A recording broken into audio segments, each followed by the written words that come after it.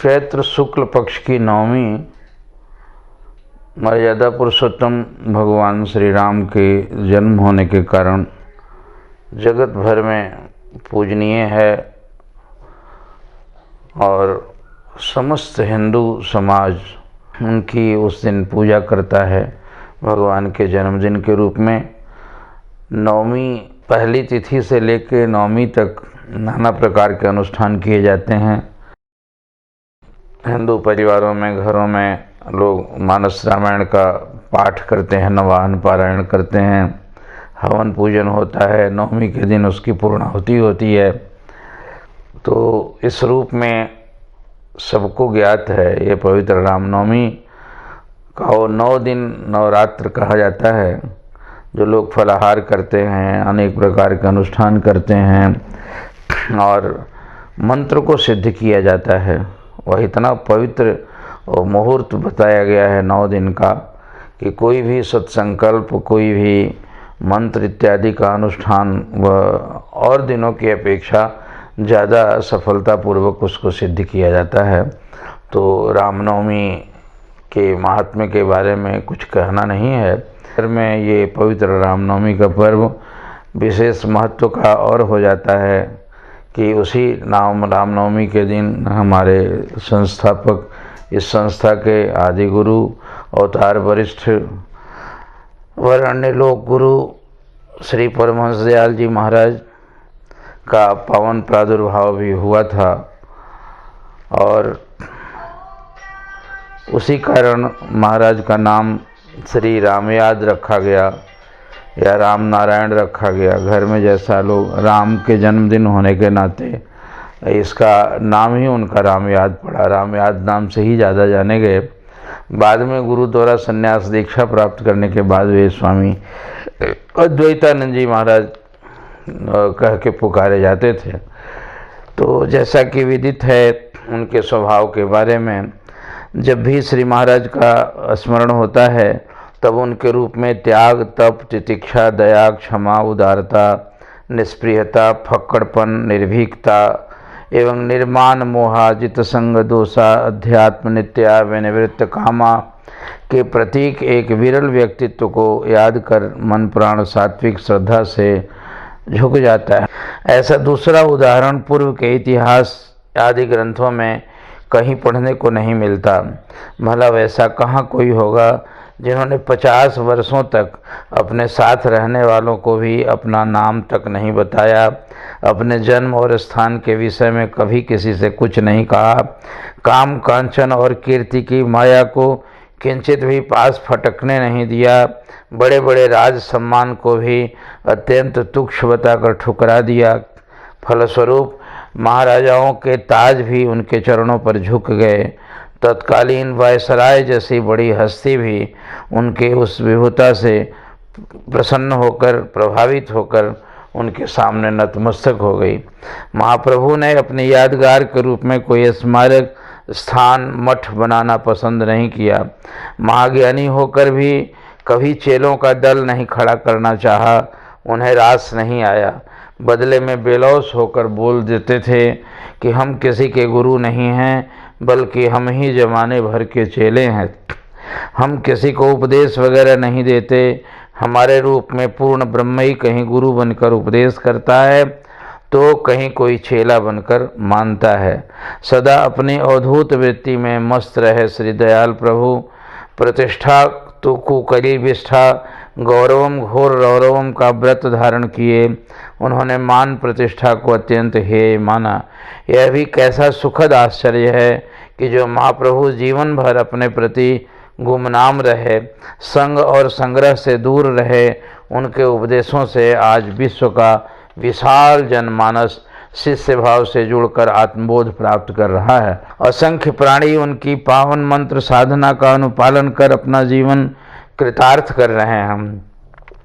जिन्होंने अपना नाम तक कभी बताना नहीं चाहा, उनके नाम स्वर्णाक्षरों में लिखे जा रहे हैं। जिन्होंने कोई स्थान, यादगार अथवा स्मारक नहीं बनाना चाहा, उनकी याद में देश विदेश में सैकड़ों विशाल मठ, मंदिर, आश्रम और सत्संग केंद्र अध्यात्म विद्या की पाठशाला के रूप में संचालित हो रहे हैं। हजारों हजार नारी पुरुष अपना सर्वस्व न्यौछावर कर गुरु प्रेम के दीवाने बने। योगी सन्यासी का बाना धारण कर घर घर अपने गुरुदेव की महिमा गा रहे हैं। ऐसा ही होता है तप त्याग का युगांतरकारी अमोघ प्रभाव, जो चिरकाल तक चतुर्दिक अपना प्रकाश बिखेर कर जनमानस का पथ आलोकित करता रहता है। गौतम बुद्ध के चरणों पर जितने फूल आज तक चढ़े होंगे, उनकी तुलना में कई टाटा बिरला जैसे धनपतियों की पूरी हस्ती भी कम पड़ जाएगी। शंकराचार्य, ईसा, महावीर, नानक, कबीर आदि द्वारा किए गए तप और त्याग का मोल आज संसार किन रूपों में चुका रहा है, यह जग जाहिर है।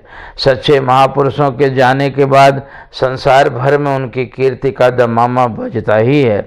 श्री रामकृष्ण परमहंस को उनके जीवन काल में लोग दक्षिणेश्वर की काली मंदिर के एक अपढ़ पुजारी से ज़्यादा नहीं जान पाए।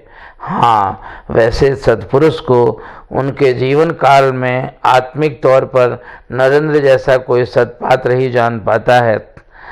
वह अपने गुरु के यशोध्वज को ऊंचा डंडा बनकर दिग दिगंत में फहराकर गौरवान्वित होता है।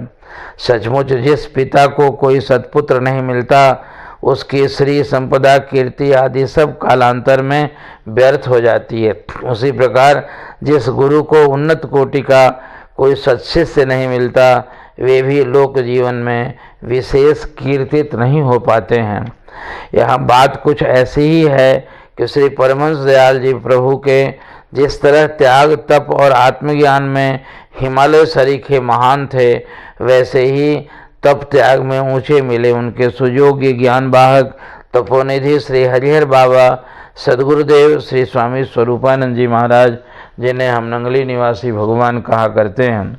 उन्होंने अपने जीवन के अंत तक गुरु नाम का प्रचार देश भर में घूम घूम कर अथक रूप से किया। वे अपने पीछे आत्मनिष्ठ, सिद्ध, तपस्वी, ज्ञानी संतों की एक विशाल परंपरा छोड़ गए, जिनके ज्ञान उपदेशों से आज विश्व का बृहत्तर जनमानस लाभान्वित हो रहा है। मैंने श्री परम गुरुदेव ने एक बार श्री रामनवमी के अवसर पर परमपुरी बिहार में कहा था कि यह उन परमहंस महाराज का दरबार है जहाँ सजा में भी स्वर्ग मिलता है, फिर पुरस्कार का तो कहना ही क्या है। इस दरबार के कुत्ते को भी राजा बनते देखा है। श्री अद्वैत स्वरूपाश्रम रजौरी गार्डन दिल्ली में आयोजित एक संत सम्मेलन में किसी मुसलमान पीर फकीर ने जोश में भरकर कहा था कि मुझे यदि यम के दूत मिलेंगे तो उनसे कह दूंगा कि तुम परमहंस अद्वैतानंद के नाम लेवा मुरीदों को हाथ भी मत लगाना, वरना खतरे में पड़ जाओगे। काबा शरीफ के गौस उल आजम ने पाकिस्तान के मुसलमानों को कहा था कि परमहंस अद्वैतानंद हिंदुस्तान की धरती पर वर्तमान समय में साहे विलायत हैं। वे कौमियत के भेदभाव से ऊपर उठे कामिल फकीर हैं। उनकी बराबरी का महापुरुष अभी धरती पर नहीं है। तुम उनसे दुआ मांगो। तब से सारे हिंदू मुसलमान उनके पास जमा होने लगे। श्री दयाल प्रभु के पावन अवतार दिवस श्री रामनवमी के पुनीत अवसर पर हमें एक बहुत बड़े ज्ञान यज्ञ के प्रारंभ करने का गौरव प्राप्त हो रहा है। श्री परमहंस दयाल जी के पावन जीवन चरित्र और उपदेशों का एकमात्र ग्रंथ श्री सच्चिदानंद अथवा श्री अद्वैतानंद प्रकाश के यशस्वी लेखक स्वनामधन्य ठाकुर भूरे सिंह जी चौहान आगरा निवासी का संपूर्ण गुरु दरबार सदा सदा तक आभारी रहेगा, जिन्होंने भगीरथ प्रयास करके इस दुर्लभ ज्ञान गंगा को विष्णु चरणनख से निकालकर लोक जीवन के लिए सुलभ कराया। वरना इन आर्स वचनों और महाराज श्री की जगतारणी जीवन लीला को हम कैसे जान पाते।